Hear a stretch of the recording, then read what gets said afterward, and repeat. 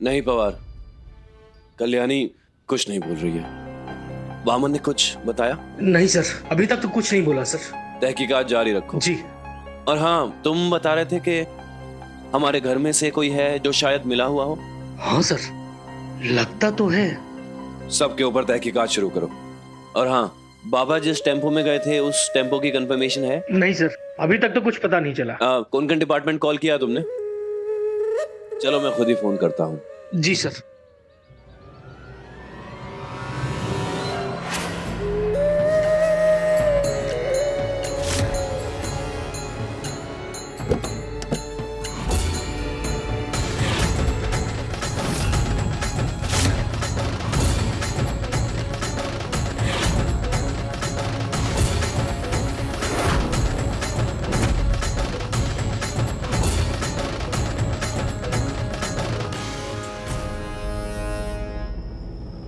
ये आपकी जेब से कुछ गिर गया था।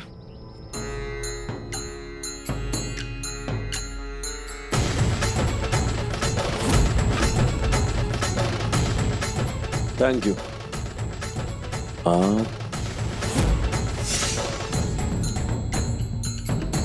आपको यहाँ पहले नहीं देखा मैंने। हाँ, वो घास बहुत बढ़ गई थी ना, वो काटने के लिए आया।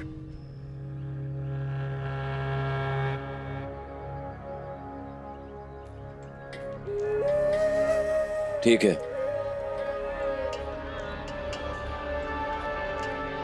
चलो पवार।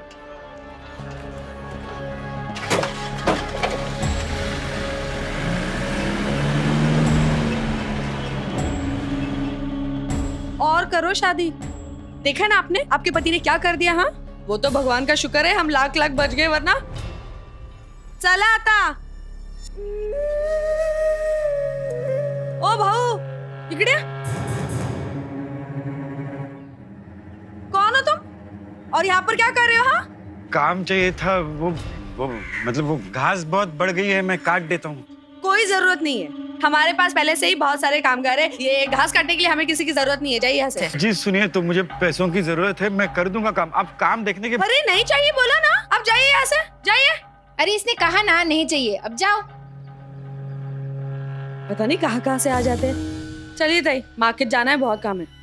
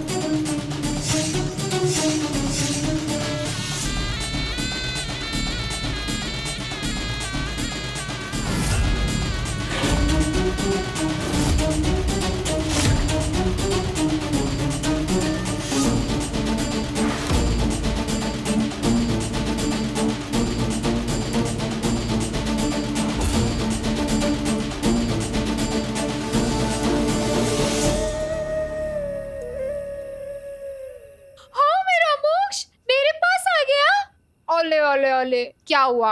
अगर तेरी कल्याणी आई तेरे साथ अभी है नहीं तो मैं हूं ना, मैं तो तेरी आई हूं ना, मैं तो तेरा ख्याल रखूंगी अच्छे से, है ना?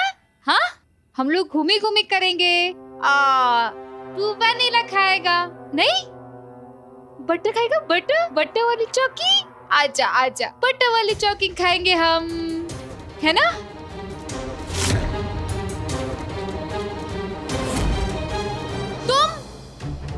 ये क्या कर रही हो? देखो, छुओ मत मेरे बच्चे को, छोड़ो। अरे अरे अरे, उसको तकलीफ हो रही है।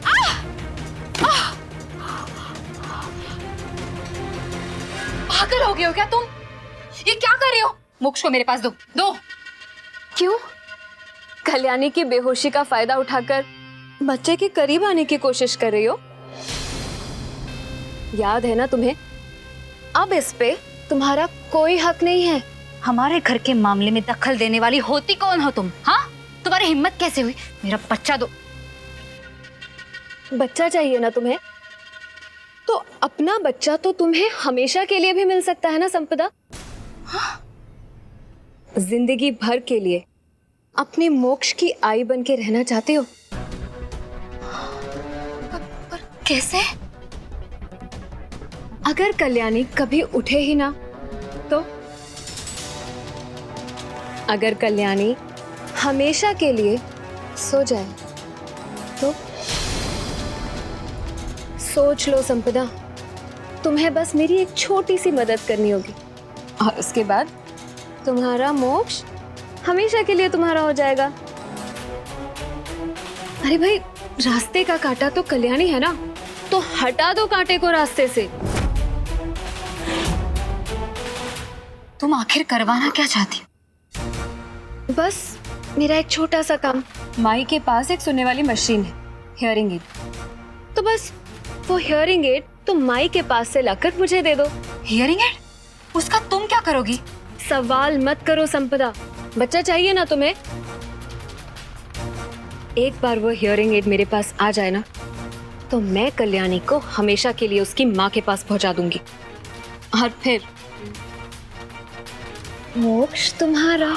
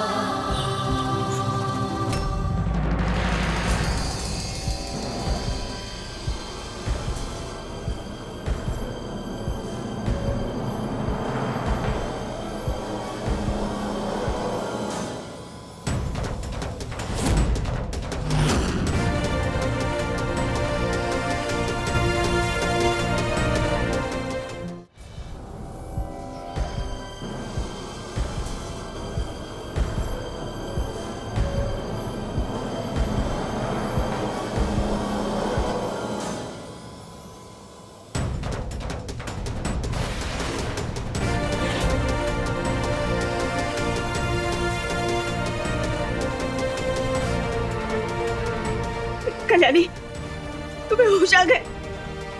तुम्हें होश आ गए? मल्हार!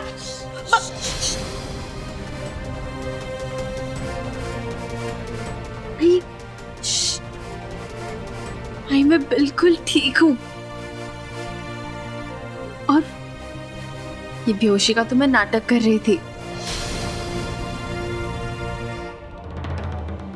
क्या तुम पागल हो गई हो क्या कल्याणी? हाँ, तुम्हें पता है हम सब कितने डर गए थे। मल्हार की हालत देखी है तुमने?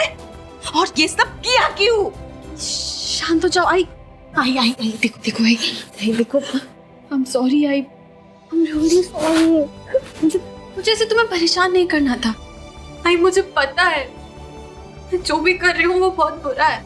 आप लोगों के साथ मैं बहुत बुरा कर रही हूँ। आई देखो, मैं तुम्हारी आंखों में आंसू नहीं देखना चाहती हूँ और मल्हार जी की आंखों में, उनकी आंखों में मैं आंसू बर्दाश्त नहीं कर सकती। आई एम सॉरी आई, लेकिन आई सच में आई मेरे पास और कोई रास्ता नहीं है पापा को ढूंढने का। मुझे यही रास्ता मिला पापा की सच्चाई लांघने का, पापा को निर्दोष साबित करने का। मुझे बेहोश देख के केतकी को तसल्ली हो गई है कि मैं उसके लिए अब कोई खतरा नहीं है और मुझे टाइम भी मिल जाएगा बाबा को ढूंढ निकालने का। मुझे यकीन है आई, बाबा को केतकी ने ही छुपा के रखा है और मेरी बेहोशी की वजह से काका और केतकी की शादी भी टल जाएगी।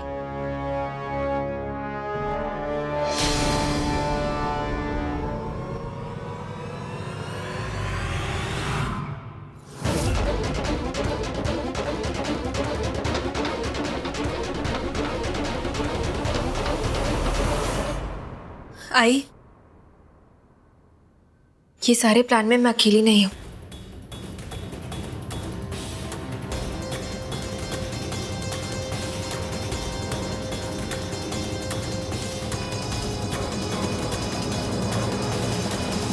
संपदा भी मेरे साथ है।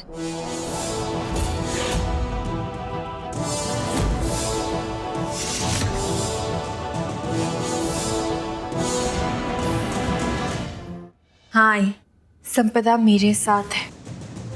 और आई तुम्हें पता है, जब मैं केतकी के साथ कमरे में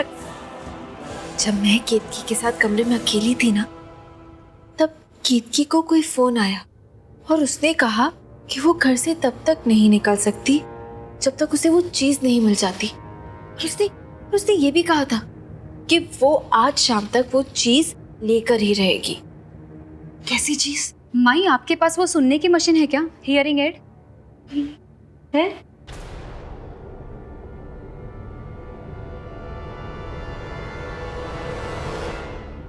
कहीं तुम इसकी बात तो नहीं कर रही?